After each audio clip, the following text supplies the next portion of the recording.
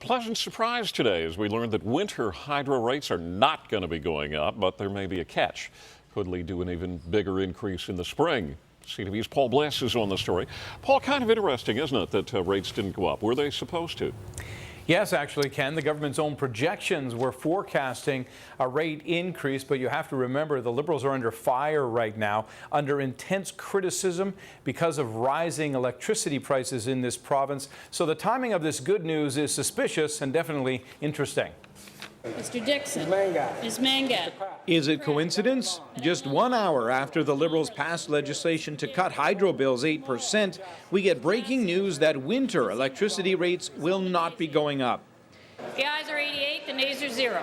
It's the first time in years the Ontario Energy Board didn't boost the price of electricity for winter. This is not a freeze on prices. This is a blip. NDP energy critic Peter Tabbin suspects the government pressured the OEB to ease up on price hikes because of mounting public outrage. It looks to me like there's a coordination between the OEB and the Premier's office to make things look as good as possible. Nobody should be surprised by this. In fact, electricity prices have gone up in 9 out of the last 10 price adjustments, making this freeze very unusual. But it comes at a time when the Liberals are facing intense public anger. And hold on, the OEB has a warning stating it determined the prices customers have been paying since May 1st will be effective at recovering forecast costs for at least the next 6 months. So expect a price wallop in spring.